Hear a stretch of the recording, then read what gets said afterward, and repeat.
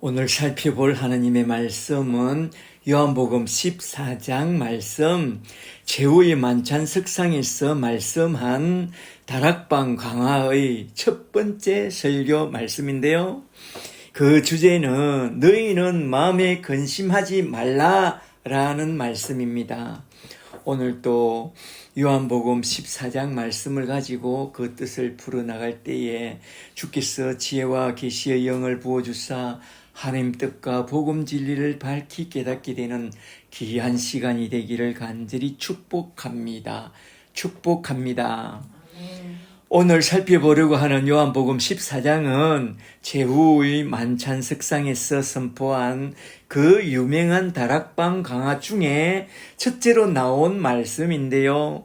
그 주제는 너희는 마음에 근심하지 말라라는 말씀입니다. 예수님의 설교 중에 가장 유명한 설교를 꼽으라고 한다면 첫째는 예수님이 제일 먼저 설교한 그 유명한 산상수훈이 있고 그건 마태복음 5장, 6장, 7장에 나오죠. 둘째는 제후의 만찬 석상에서 주님이 마지막으로 선포한 다락방 강화인데요. 이건 요한복음 14장, 15장, 16장에 나오죠. 예수님을 믿고 따르기로 작정한 사람이라면 이 두 가지의 설교만큼은 너무나도 중요하니까 다 외워두어야 합니다. 다음 주일까지 이 다락방 강화만큼은 다 외워오세요. 14장, 15장, 16장 요한복음 숙제입니다. 저도 이번에 다시 다 외워버리도록 한번 도전해 보고 싶습니다. 진실로 예수님의 제자가 되고 주님의 일꾼이 되려면 이 다락방 강화만큼은 다 외워놓으세요. 성령론이거든요. 말하자면 오늘부터 시작하여 3주 동안 강론하는 요한복음 14장과 15장과 16장을 잘 들어놓으라 이 말입니다. 성령론을 잘 들어놓고 성령을 받으라 이 말입니다. 잘 아시겠죠? 오늘 살펴보게 될 요한복음 14장의 메인 구절이 뭔지 아세요? 14장 1, 2, 3절입니다. 1절에 너희는 마음에 근심하지 말라. 하나님을 믿으니 또 나를 믿으라. 내 아버지 집에 거할 곳이 많도다. 내가 너희를 위하여 거처를 예비하러 가노니 가서 너희를 위하여 거처를 예비하면 내가 다시 와서 너희를 내게로 영접하여 나 있는 곳에 너희도 있게 하리라. 아멘. 요한복음 14장은 이렇게 시작하여 3명의 제자가 묻고 우리 주님이 답하는 방식으로 다락방 강화가 딱 나오는데요. 3명의 제자와 대화하는 행식으로 전개되는 14장을 잘 보시면 크게 3문단으로 나누어서 쭉 전개되고 있는 것을 우리는 딱 볼 수 있습니다. 첫째로 첫 번째 대화는 도마가 묻고 예수님이 대답하는 가운데 그 유명한 요한복음 14장 6절 말씀이 딱 나오죠. 나는 길이요 진리요 생명이니라. 아멘. 두 번째 대화는 빌립이 묻고 예수님이 대답하는 가운데 그 유명한 요한복음 14장 12절 말씀이 딱 나옵니다. 나를 믿는 자는 내가 하는 일을 그도 할 것이요 또한 그보다 더 큰 일도 하리라. 아멘. 세 번째 대화는 다데오라는 유다가 묻고 예수님이 대답하는 가운데 또 그 유명한 요한복음 16장 26절 말씀이 딱 나오는데요. 보혜사 곧 아버지께서 내 이름으로 보내실 성령 그가 너희에게 모든 것을 가르치고 내가 너희에게 말한 모든 것을 생각나게 하리라. 그는 진리의 성령이니라. 아멘. 그래서 오늘 설교 주제를 예수님의 성령론으로 딱 잡고 요한복음 14장을 한번 쭉 살펴보려고 했습니다. 그래서 오늘은 주님이 그의 세 제자와 대화하는 행식으로 나온 다락방 강화를 성령론을 중심으로 하여 한번 쭉 살펴보려고 하는데요.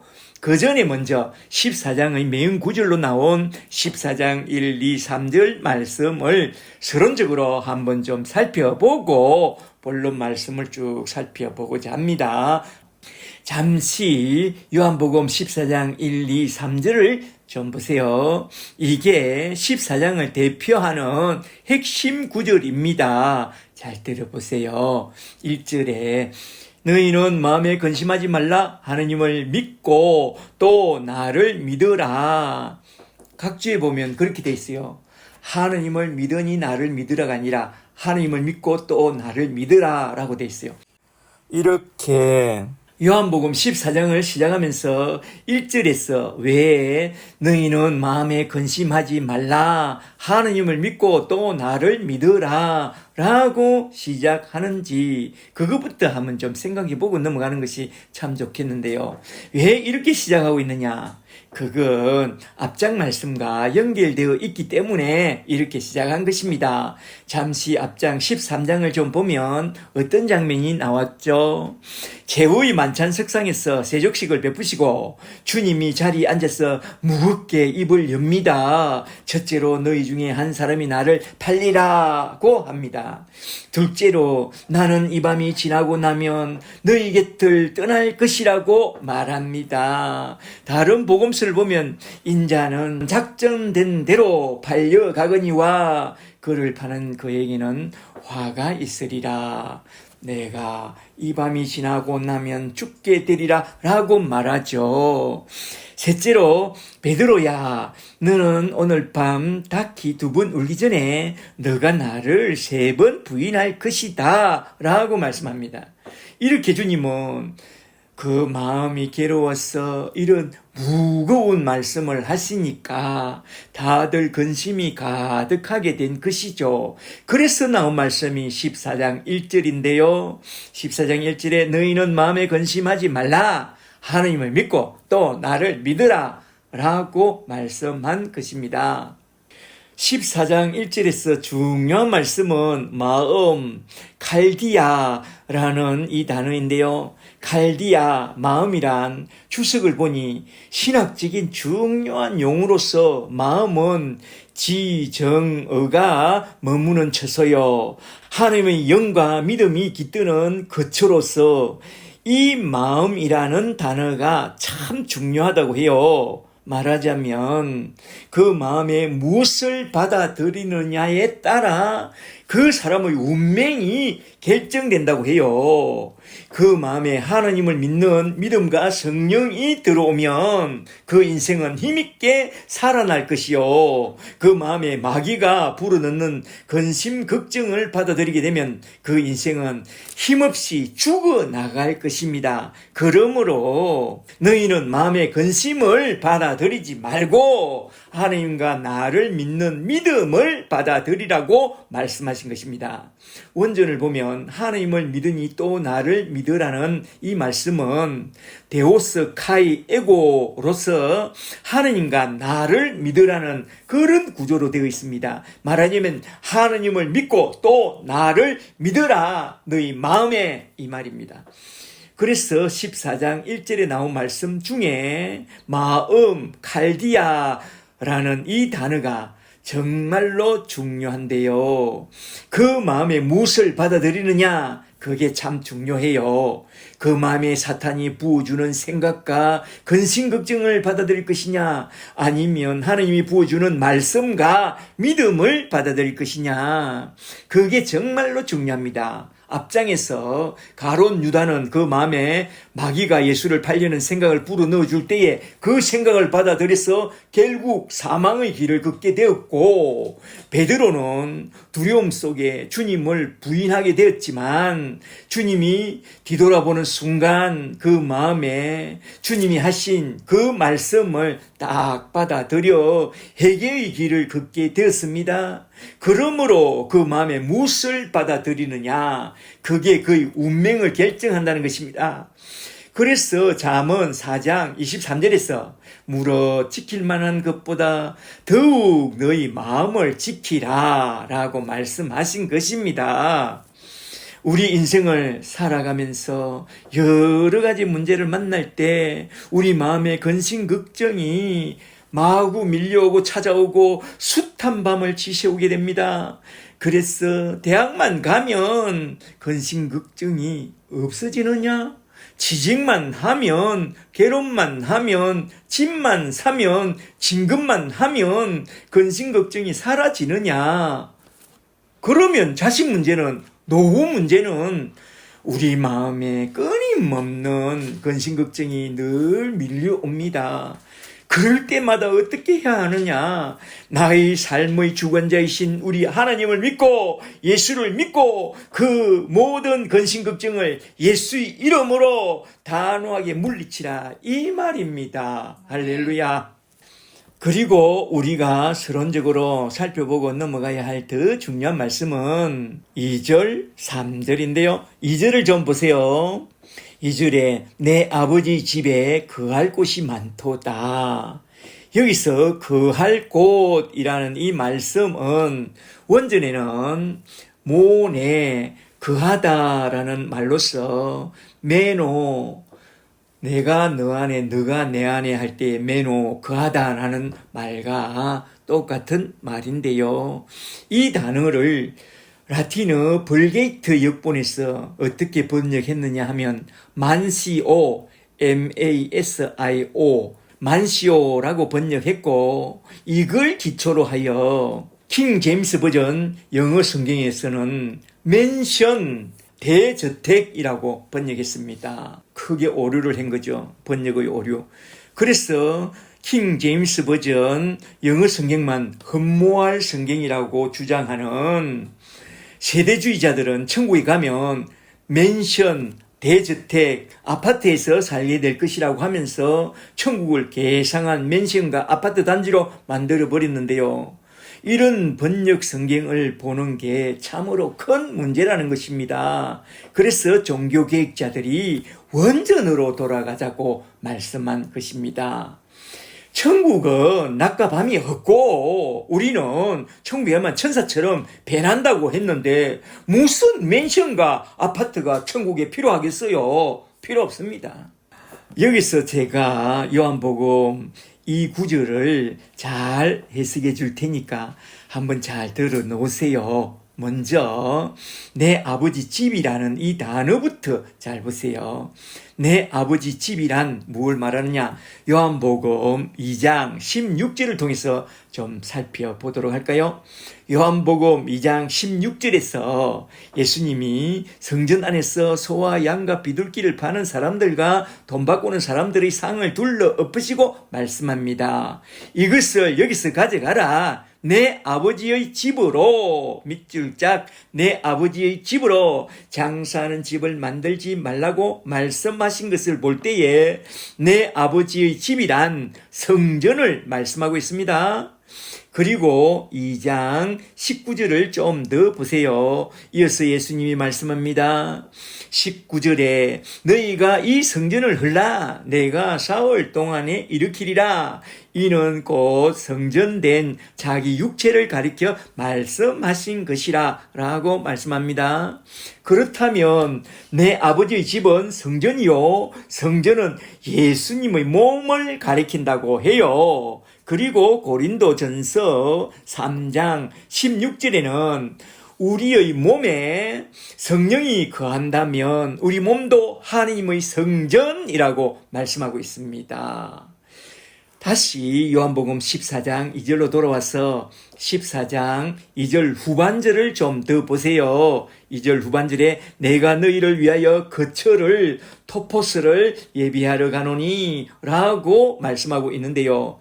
여기서 거처, 토포스라는 이 단어가 참 중요한데 이 단어를 요한복음 4장 20절 말씀을 통해서 한번 좀 살펴보도록 할까요? 요한복음 4장 20절을 보면 사마리아 우물가의 여인이 예수님께 말씀합니다. 요한복음 4장 20절에 우리 조상들은 이 산에서 예배했는데 당신들의 말은 예배할 곳이 예루살렘에 있다고 하더이다. 여기서 예배할 곳이라는 이 단어가 토포스라고 나오는데요. 그때 예수님은 너희가 예배할 곳이란 이 산도 아니고 예루살렘도 아니고 구원자 예수를 만날 때 예수님이 곧 예배할 곳이라고 말씀하고 있습니다. 진리와 성령 안에서 예수님 안에서 예배해야 한다라고 말씀하고 있습니다. 그러니까 예수님이 곧 성전이라는 것이죠. 그리고 다시 요한복음 14장 2절과 3절을 좀 더 보세요. 2절 후반절에 내가 너희를 위하여 거처를 예비하러 가노니 가서 너희를 위하여 거처를 토포스를 예비하면 내가 다시 와서 너희를 내게로 영접하여 나 있는 곳에 너희도 있게 하리라. 여기에 나온 말씀, 너희를 위하여 거처를 예비하러 가서 너희를 위한 거처를 예비하면 내가 다시 와서 너희를 내게로 영접하여 나 있는 곳에 너희도 있게 하리라고 한 이 말씀은 무슨 뜻이냐? 주석을 보니 이 말씀은 이중적인 말씀이라고 말해요. 하나는 우리가 거하게 될 영원한 천국 본점을 말하고, 다른 하나는 천국의 지점인 교회를 말하는데, 천국의 지점인 교회를 예배하러 잠시 하늘나라로 올라갔다가 곧 돌아오시겠다는 그런 말씀이라는 거요. 그런데 문제는 내 아버지의 집, 곧 천국 본점은 계시록 21장을 보면 새 예루살렘 성으로서 이미 창세전에 만세전에 다 만들어 놓은 아주 완전한 집이요, 전능하신 하나님이 만들어 놓은 집이라면 뭔가 더하거나 빼거나 고치거나 더 짓거나 손볼 필요가 없는 그런 완전한 집입니다. 뭔가 노후화된 맨션 아파트처럼 재건축할 필요가 없습니다. 더 지을 필요도 없습니다. 그런데 너희가 거할 처소를 예비하러 간다는 이 말씀은 무슨 말씀이냐? 이에 대하여 에베소서 2장 22절에서 잘 설명해 주고 있는데요. 에베소서 2장 22절을 좀 볼까요? 2장 22절에 너희도 성령 안에서 하나님이 거하실 처소가 되기 위하여 그리스도 예수 안에서 함께 지어져 가느니라. 이게 무슨 말씀이냐? 잘 들어보세요. 예수님이 이 밤이 지나고 나면 떠난다고 했습니다. 어떻게 떠나느냐? 십자가에 달려 죽음으로써 제자들의 곁을 떠납니다. 그리고 장사된 지 3일 만에 다시 살아나시고 부활하사 40일 동안 제자들에게 하느님 나라의 일에 대하여 말씀하신 후에 떠나면서 내가 갔다가 다시 돌아올 것인데, 그때는 또 다른 보혜사 성령으로 다시 돌아올 것이라고 하면서 너희는 맨날이 못되어 내가 약속한 성령을 받게 될 테니까 잠시 좀 기다리고 있으라고 말씀한 후에 구름 타고 쏙 성천에 가버립니다. 그리고 오순절 날에 예수님의 영, 성령님이 딱 내려옵니다. 그리하여 예수님은 머리가 되고 성령을 받은 자들은 예수님의 몸과 지체가 되어 하나님의 거하실 처소요, 하나님의 집인 하나님의 교회를 떡 세워줍니다. 바로 이 교회가 에베소서 2장 22절에서 말씀하신 대로 성령 안에서 하나님이 거할 처소 토포스라는 것입니다. 말하자면 예수님이 십자가에서 죽고 부활 승천하여 너희를 위하여 거처를 토포스를 예비하러 갔다가 성부와 성자와 성령이 언원하여 너희를 위한 거처인 교회를 준비하고 나면 다시 내려와서 보혜사 성령으로 다시 내려와서 우리 주님이 너희를 내게로 영접하여 내가 머무는 교회 안에 너희도 있게 하리라 라고 말씀하신 것입니다. 이게 무슨 말씀인지 이제 잘 아시겠죠?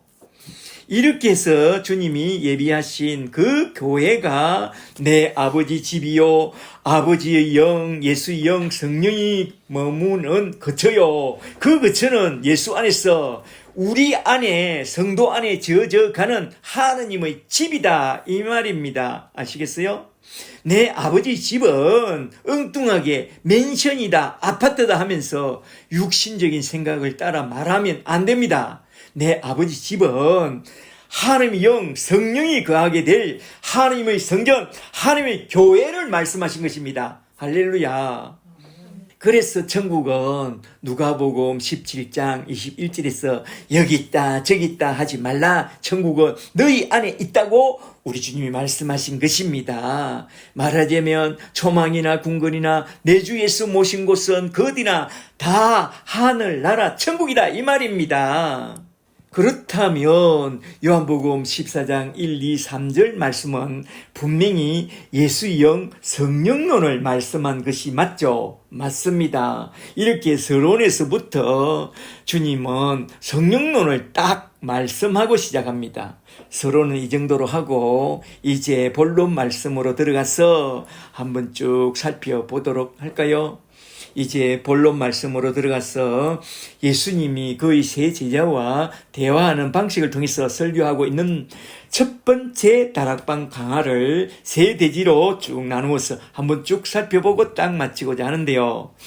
먼저 첫 번째 대화편으로 넘어가서 요한복음 14장 4절부터 7절에 나온 도마와의 대화편을 한번 좀 살펴보고 넘어가고자 합니다. 일단 먼저 14장 4절부터 좀 보세요. 4절에 내가 어디로 가는지 그 길을 너희가 아느니라. 도마가 이르되 주여 어디로 가는지 우리가 알지 못하거늘 그 길을 어찌 알겠사옵나이까. 이게 그 유명한 동문서답인데요. 4절에서 예수님이 말씀합니다. 내가 어디로 가는지 그 길을 너희가 이제 다 아느니라. 이 말씀이 그리 어렵냐? 예수님이 십자가에 달려 죽기까지 4번에 걸쳐서 내가 어디로 가는지 그 십자가의 길에 대해서 4번이나 말해 주었는데 이 말씀이 그래도 그렇게 어렵냐 이겁니다. 도마나 오늘날 신자들이나 주님의 말귀를 참 못 알아듣는 데는 선수입니다. 왜 그래요? 사도 요한은 분명히 말합니다. 그건 그들이 아직 성령을 받지 못해서 그렇다고 말씀하고 있습니다. 오늘 설교가 어렵습니까? 그렇다면 아직 성령을 받지 못해서 그럴 수도 있습니다. 베드로는 전에 이렇게 말씀했습니다. 회개하고 돌이켜 예수를 믿고 십자가 아래서 제사함부터 받으라. 그리하면 성령을 선물로 받으리라. 그러니까 구하고 찾고 두드려서 성령부터 먼저 받으라 이 말입니다. 그리하면 모든 것이 다 이해가 됩니다. 바요나 시모나 이것을 너에게 알게 한 이는 헬과 육이 아니요 하늘에 계신 내 아버지니라. 헬과 육으로는 주님의 말씀을 깨닫지 못한다. 성령으로 거듭날 때에 주의 복음 말씀을 딱딱 깨닫게 됩니다. 할렐루야. 고린도전서 2장 14절에서 육에 속한 퍼시피코스의 지적인 신자는 영의 일을 전혀 모르고 깨닫지 못하고 성령으로 거듭난 퍼뉴마티코스의 영적인 신자만이 영에 속한 일을 딱딱 잘 알아듣게 된다고 했습니다. 요한복음 14장 1절부터 4절에서 십자가의 길에 대하여 내가 죽고 부활승천하여 내가 보혜사 성령으로 다시 내려와서 너희를 내 교회의 집으로 영접해 드리겠다고 그리 말씀하고 있는데 그걸 전혀 못 알아들으니까 여기서 도마는 주여 주님이 어디로 가시는지 우리가 알지 못하거늘 그 길을 어찌 알겠사옵나이까 라고 하고 앉아 있어요. 나 같으면 이놈아 정신 좀 차리라 하면서 뒤통수를 한 방 퍽 먹였을 텐데 자비로우시고 자애로운 우리 주님은 그렇게 말하는 도마에게 그 유명한 말씀을 한마디 딱 남깁니다. 요한복음 14장 6절 말씀을 잘 보세요. 에고 에이미 나는 곧 길이요 진리요 생명이니 내가 곧 하나님 아버지께로 올라가는 길이요 십자가의 길이 곧 구원의 길이라고 그렇게 말씀해 줍니다.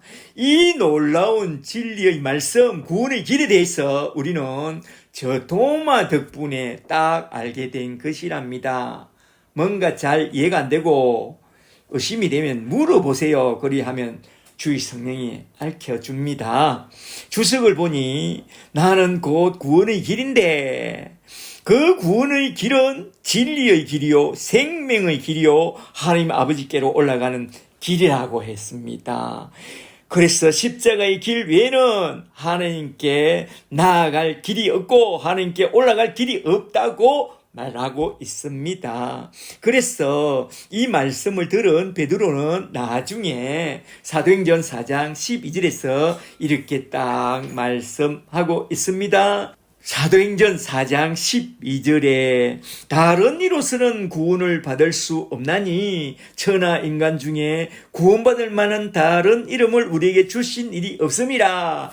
예수 십자가만이 유일한 구원의 길이다. 너희는 이 길을 믿고 따르라. 이 말입니다. 할렐루야. 아멘. 여기서 이러한 도마의 영적 상태를 통해서 우리 주님이 교훈한 말씀은 아무리 구원의 길, 십자가의 길에 대하여 말해 주어도 말귀를 전혀 못 알아듣는 것은 그가 아직 성령을 받지 못했기 때문이다. 그러므로 예수를 믿고 따르기로 작정했다면 먼저 십자가 앞에 나와서 제사함부터 받고 성령까지 딱 받아야 한다. 그리하면 주 예수 그리스도의 하나님 영광의 아버지께서 지혜와 계시의 영을 부어주사 복음 말씀을 듣고 볼 때마다 십자가의 복음을 딱딱 깨닫게 된다. 이 말입니다. 할렐루야. 지정의가 머무는 우리 마음의 중심 보좌에 예수의 영 성령님이 쑥 들어오는 순간 먼저 지성이 살아나고 감성이 살아나고 의지가 살아나서 복음 말씀이 그냥 딱 깨달아지고 복음의 열정이 딱 살아나고 복음을 전하고 싶은 의지도 딱 살아나서 그냥 십자가의 복음의 전달자로 살아가게 되는 것입니다. 그러므로 먼저 성령부터 받으라. 이게 사도 요한이 여기서 말씀하고 싶어 했던 말씀입니다. 잘 아시겠죠? 넘어갑니다. 이제 두 번째 대화편으로 넘어가서 요한복음 14장 8절부터 24절에 나온 빌립과의 대화편을 한번 쭉 살펴보도록 하겠는데요. 여기에는 아주 중요한 두 개의 녹취록이 딱 나오는데요. 요즘 유행어가 녹취록입니다. 하나는 기도론이요, 하나는 성령론입니다. 먼저 14장 8절부터 나온 기도론부터 좀 살펴보도록 하겠는데요. 8절부터 잘 보세요. 8절에 빌립이 이르되 주여 아버지를 우리에게 보여주옵소서 그리하면 족하겠나이다. 이 질문은 아직 거듭나지 않은 신자들이 늘 하는 질문이죠.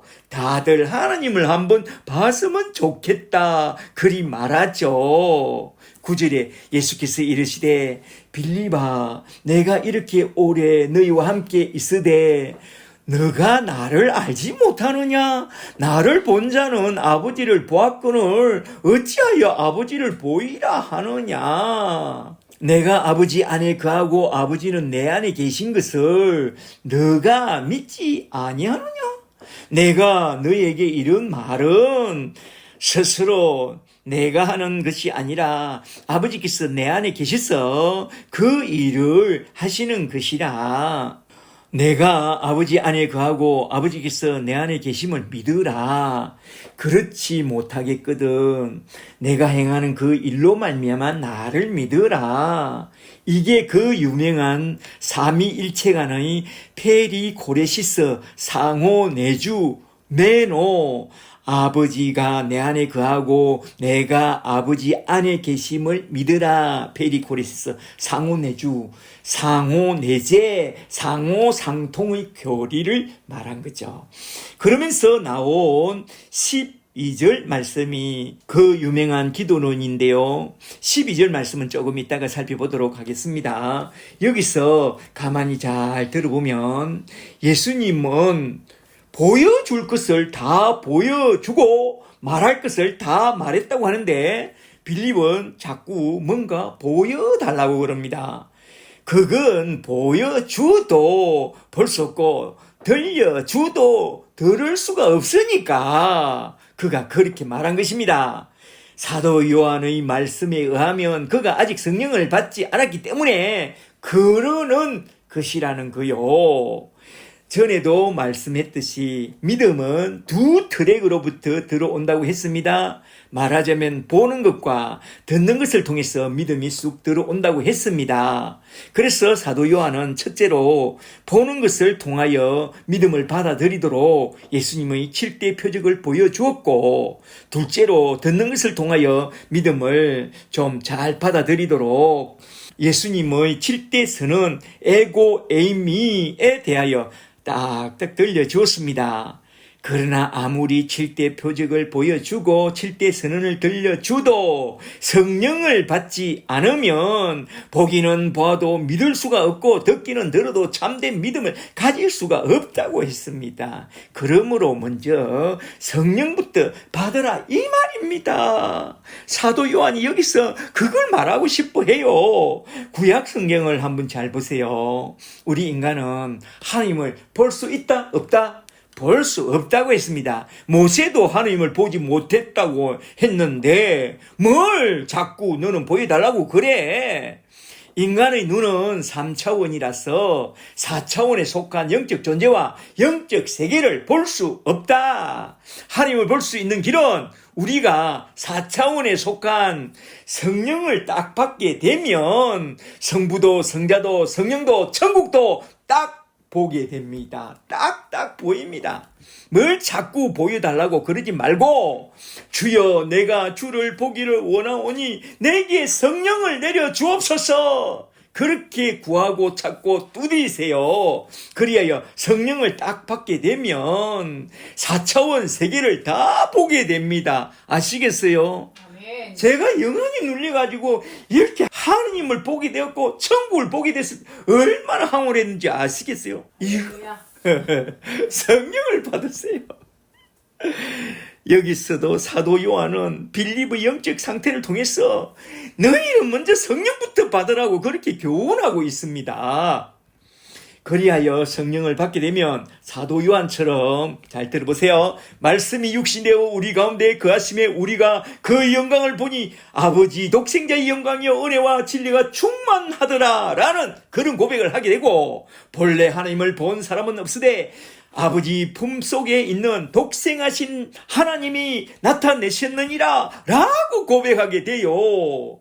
성부와 성자와 성령의 페리코레시스 삼위일체에 관의 상호내주, 상호내재, 상호상통의 그 삼일체 교리까지 딱 알게 되고 나아가서 예수님의 십자가 사건과 부활 사건과 성천 사건과 재림 사건 속에 담아내고 있는 복음 진리까지 다 이해가 되고 다 믿게 됩니다. 그리하여 예수는 하나님 아들 그리스도 있음을 딱 믿고 그런 믿음을 주신 하나님이 그 은혜가 감사해서 날마다 예수님의 이야기를 전하게 되는 그런 예수의 정이 되는 것입니다. 그런 저와 여러분이 다 되시기를 주 이름으로 축복합니다. 아멘. 여기서 너무나도 중요한 말씀은 14장 12절부터 나온 기도론에 관한 말씀이라고 했는데요.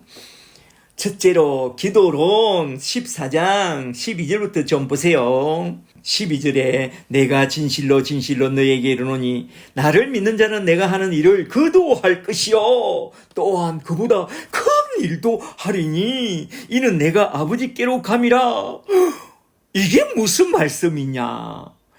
예수를 진실로 믿는 자는 예수님이 하는 일을 그도 할 것이요 그보다 더 큰 일을 한답니다. 우와, 이게 도대체 무슨 말씀일까요? 성령을 받지 않은 자들의 눈엔 이 말씀이 마치 귀신을 쫓아내고 병든 자를 일으키고 죽은 자를 살려내는 그런 쪽으로 보이고, 마가복음 16장 17절 말씀과 연결해요. 믿는 자들에게는 이런 표적이 따르리니 곧 그들이 내 이름으로 귀신을 쫓아내며 귀신 축사 사역과 새 방언을 말하며 방언 사역과 또 뱀을 집으며 무슨 독을 마실지라도 해를 받지 아니하며 능력 사역과 병든 사람에게 손을 얹은 적 곧 나으리라 치유 사역을 외치면서 오순절 성령 운동으로 마구 달려가게 됩니다. 이러한 성령 운동은 초대교회로부터 교회 안에서 크게 무리를 일으켰는데요.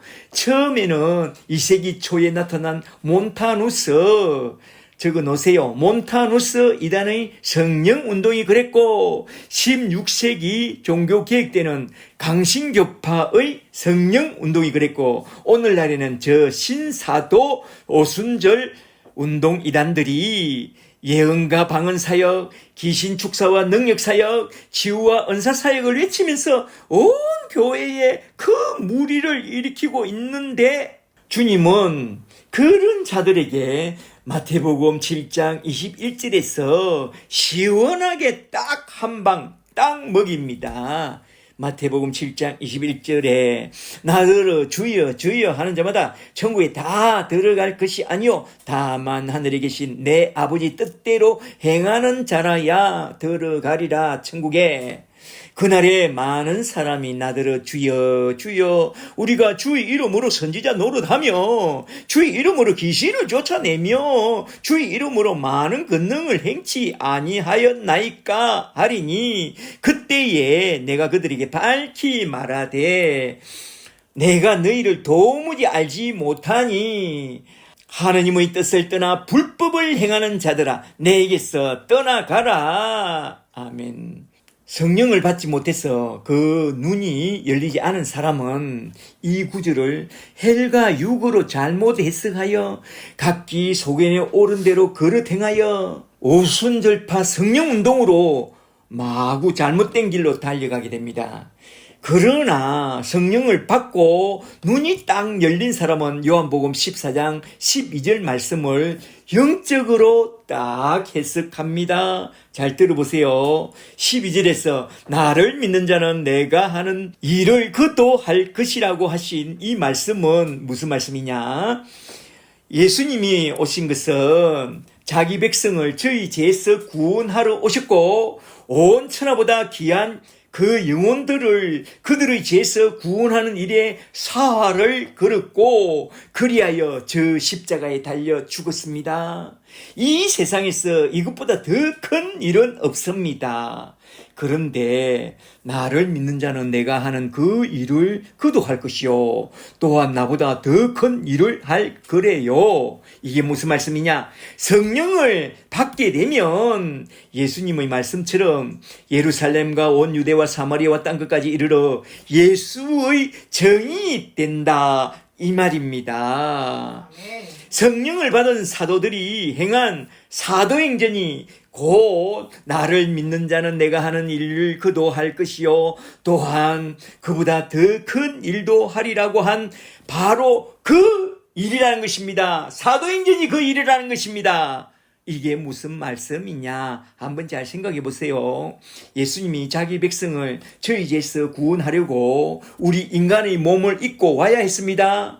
말하자면 신성과 인성을 갖고 와야 했기 때문에 말씀이 육신이 되어 성육신하여 오셨고, 그런 육신의 제약 때문에 갈릴리와 유다와 예루살렘에서 제한적으로 일하게 되었습니다. 그런데 예수님이 올라가시고 예수님의 이름으로 내려오신 예수의 영, 성령을 받은 제자들은 사방팔방으로 쭉 흩어져서 예수 십자가의 복음을 천하 만민에게 전했습니다. 그게 바로 예수님보다 더 큰 일을 하게 된 것이라는 거요. 성령을 받고 성경을 보는 눈이 열린 사람들은 이 구절을 모두 다 그렇게 해석하고 있습니다. 그렇다면 그 일을 하는데 뭐가 필요하느냐? 주님 말씀에 의하면 기도가 필요하다는 것입니다. 그래서 요한복음 14장 12절 말씀 바로 그 다음에 곧바로 기도하라는 말씀이 딱 나온 것입니다. 13절을 잘 보세요. 13절에 너희가 내 이름으로 무엇을 구하든지 내가 시행하리니 이는 아버지로 하여금 아들로 말미암아 영광을 받으시게 하려 함이라.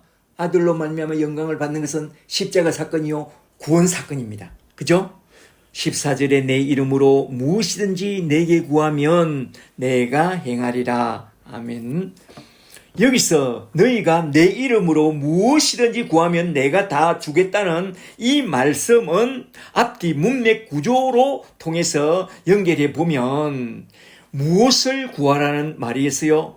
땅끝까지 이르러 예수의 증인이 되어 사도행전을 이루는 그 복음을 전하는데 필요한 것이라면 무엇이든지 구하면 다 주시겠다는 그런 말씀이라는 것입니다.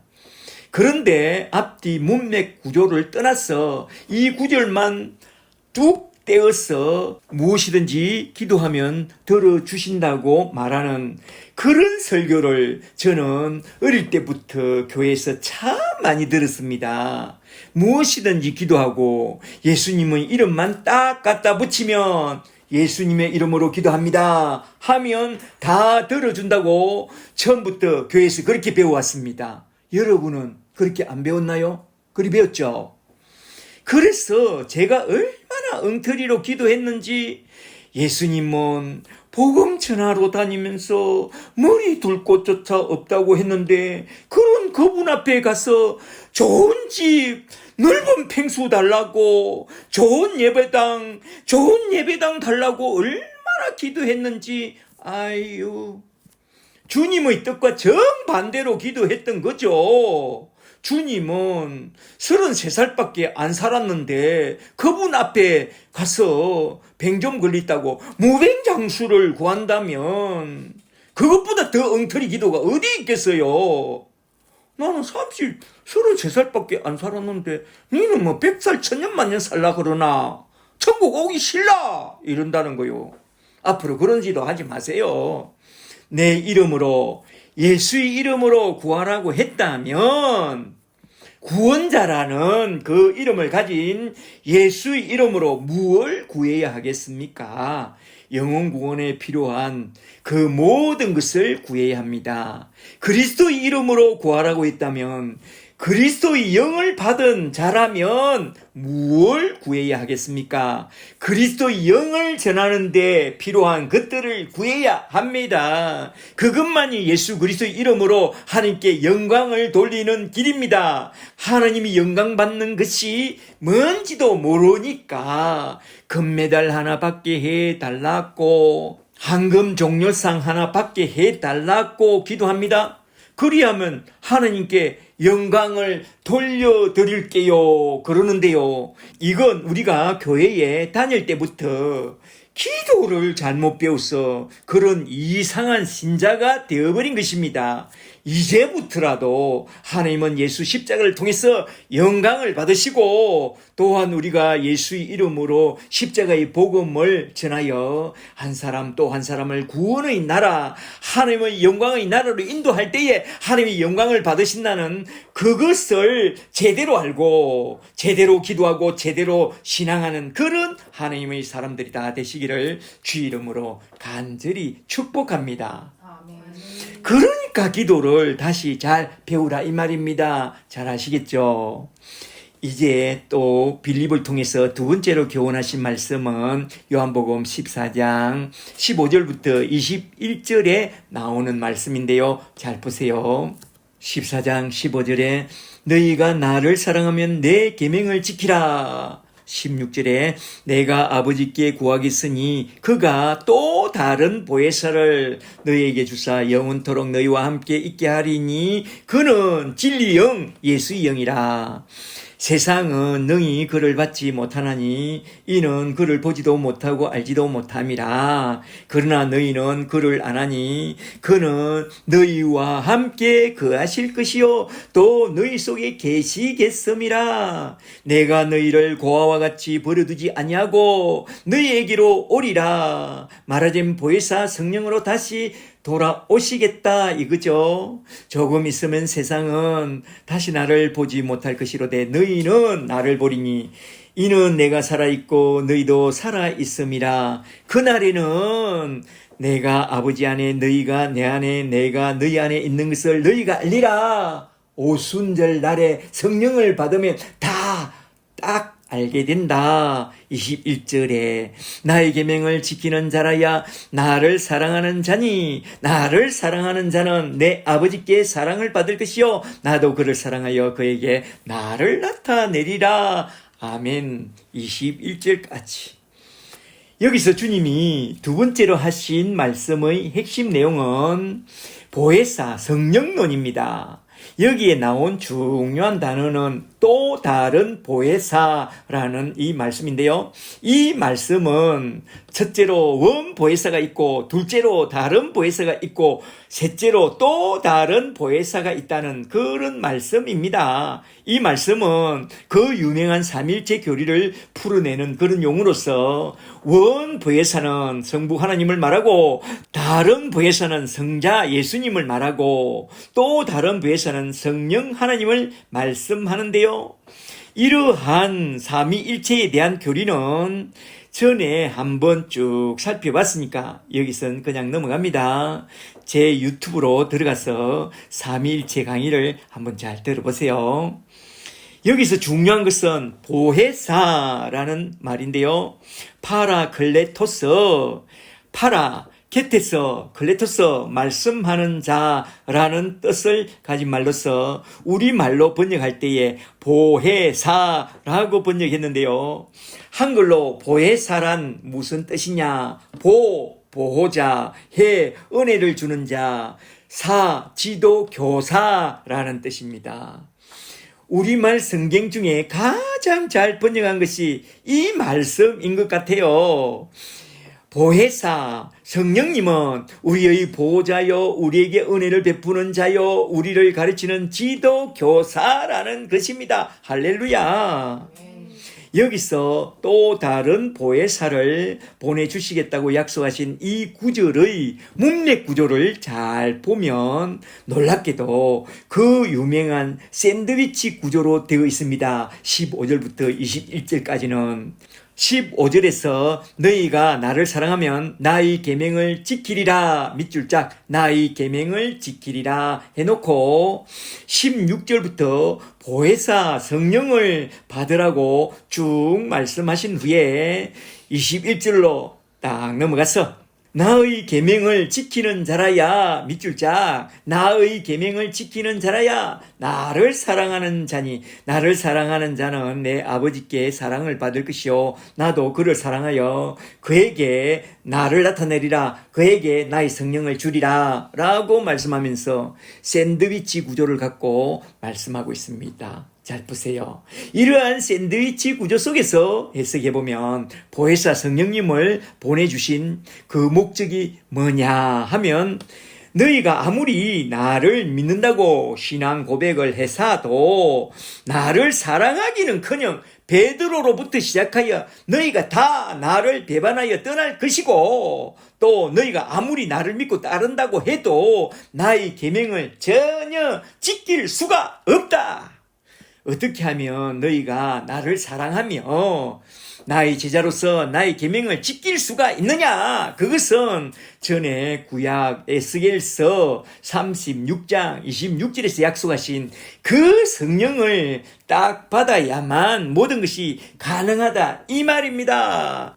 잠시 에스겔서 36장 26절 말씀을 좀 들어보세요.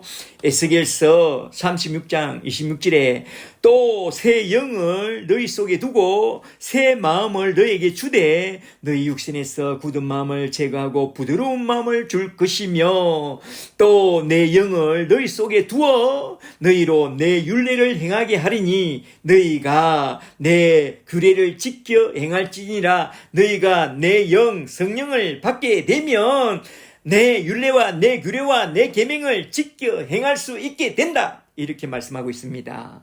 보혜사 성령을 우리 속에 보내주신 목적은 바로 너희가 나를 사랑하고 내 계명을 지켜 행하게 하려고 성령을 보내주신다는 것입니다. 그러므로 우리가 예수님을 믿고 예수님을 사랑하는 제자가 되고 예수님의 증인으로서 성령의 열매를 맺으려면 먼저 보혜사 성령부터 딱 받아야 한다 이 말입니다. 보혜사 성령을 받게 되면 성령의 능력으로 하나님의 뜻대로 살 수 있습니다. 말하자면 예수를 온전히 믿을 수 있게 되고 예수를 온전히 사랑할 수 있게 되고 예수님의 온전한 제자가 되고 예수님의 증인으로서 성령의 열매를 온전히 맺게 된다. 그러므로 먼저 성령부터 반드시 딱 받아야 한다 이 말입니다. 나는 아무것도 할 수 없지만 성령이 오시면 모든 것을 할 수 있게 해준다. 성령이 나를 인도하여 거룩한 성경을 자꾸 보게 해주고 거룩하게 살고 싶은 마음을 부어주고 거룩한 복음을 전하고 싶은 그런 열정을 주고 마지막 날엔 나를 거룩한 나라 천국으로 인도해 줍니다. 그러므로 우리는 성령을 반드시 받아야 합니다. 성령을 안 받으면 하나님의 집을 알 수도 없고 하나님 집으로 가는 그 길을 찾지도 못하고 헤매다가 영원히 유리하는 벨이 되어 저 영원한 지옥 불못에 뚝 떨어지게 될 것입니다. 그러므로 무엇보다 먼저 구하고 찾고 두드려서 받아야 할 것은 성령, 보혜사 성령입니다. 그러므로 성령부터 받아야 합니다. 잠언 1장 23절에서 구약교회 성도뿐만 아니라 신약교회 성도들에게도 분명히 말씀합니다. 잠언 1장 23절에 나의 책망을 듣고 돌이키라. 보라, 내가 나의 영을 성령을 너에게 부어주며 내 말을 내 복음을 너에게 부어주리라. 그리고 잠언 8장 17절에서 말씀합니다. 잠언 8장 17절에 나를 사랑하는 자들이 나의 사랑을 입으며 나를 간절히 찾는 자가 나 예수를 만날 것이니라. 다른 방법은 없습니다. 하나님이 은혜를 내려주시기를 간절히 구하고 찾고 두드리는 그것밖에 없습니다. 그리하여 기도하다 보면 때가 차면 성령을 내려주십니다. 성령을 받게 되는 그 순간 우리 영혼은 리프레시하게 되고 거듭나게 되고 성령을 받게 되는 그 순간부터 성경 말씀이 너무나도 좋고 주님의 계명도 너무나도 좋고 그리하여 말씀을 보고 은혜를 받아서 예수의 증인이 되는 것입니다. 그러므로 저와 여러분은 강력하게 기도하여 성령을 다 받고 성령을 받은 사람은 성령 충만까지 받고 날마다 리프레시하게 살게 되시기를 주 이름으로 간절히 축복합니다. 축복합니다. 이제 세 번째 대지로 넘어가서 요한복음 14장 22절부터 31절에 나온 말씀 다데오 유다와의 대화편을 한번 좀 살펴보고 딱 마치고자 합니다. 14장 22절부터 잘 보시면 여기서 핵심 내용은 14장 26절과 27절 말씀인데요. 26절부터 잘 보세요. 26절에 보혜사 곧 아버지께서 내 이름으로 보내실 성령 그가 너에게 모든 것을 가르치시고 그리고 내가 너에게 말한 모든 것을 생각나게 하리라. 그리고 평안을 너에게 주노니 곧 나의 평안을 너희에게 주노라. 원전을 따라 제가 읽어드린 겁니다. 내가 너희에게 주는 것은 세상이 주는 것과 같지 아니하니라. 너희는 마음에 근심하지도 말고 두려워하지도 말라. 하느님을 믿고 또 나를 믿으라. 아멘. 14장을 통해서 주님과 그 제자들이 대화하는 것을 가만히 보면 거의 다 동문서답이요. 주님의 말귀를 전혀 못 알아듣습니다. 도마도 그렇고 빌립도 그렇고 마지막으로 나온 다데오, 유다도 주님의 말씀을 전혀 못 알아듣고 다들 엄한 소리만 하고 앉아 있습니다. 그래서 주님이 하신 말씀이 뭐냐면 그러니까 너희는 보혜사 성령을 받아야 한다. 성령을 받기 전에는 아무도 내 말을 못 알아먹는다. 하나님 말씀을 알아 먹어 잡수야 됩니다. 내 말은 영이요 생명이니 성령이 와서 도와주어야만 알아먹게 된다. 퍼시키코스의 지적 신자는 내 말을 전혀 못 알아듣고 오직 성령으로 거듭난 프류마티코스의 영적인 사람이 될 때에 잘 알아듣게 된다 이 말입니다. 그래서 하신 말씀이 26절과 27절 말씀인데요. 여기서 주님은 크게 이 구절에서 세 가지를 딱 교훈합니다. 보혜사 성령이 내려오시면 첫째로 그가 지도교사가 되어 모든 것을 가르쳐 알게 해 주실 것이고, 둘째로 은혜 주시는 자가 되어 주님이 지금까지 말해준 모든 것을 다 생각나는 은혜를 부어주시고, 셋째로 보호자가 되어 우리 마음에 들어온 근심, 걱정을 다 몰아내고 평강의 사람이 되게 해 주신다 이 말입니다. 그러므로 너희는 내가 너희에게 약속한 그 말씀을 딱 붙잡고 강력하게 기도하라. 구하고 찾고 두드려서 성령을 반드시 받으라. 그리하여 너희가 보혜사 성령으로 말미암아 거듭나게 되는 순간 첫째로 너희 지성이 살아나서 눈이 열리면 성경이 그렇게 너무나도 재미있게 되고, 둘째로 감성이 살아나서 신앙생활이 너무나 또 재미있게 되고, 셋째로 의지가 살아나서 예수의 증인으로서 즐겁게 천국 복음을 전하는 그런 사람이 된다는 거요. 그러므로 너희는 반드시 성령을 받으라 이 말입니다. 저와 여러분은 강력하게 기도하여 다 성령을 받게 되기를 주의 이름으로 간절히 축복합니다. 그리고 성령을 받은 사람은 성령 충만까지 강력하게 받게 되기를 주 예수 그리스도의 이름으로 간절히 축복합니다. 할렐루야.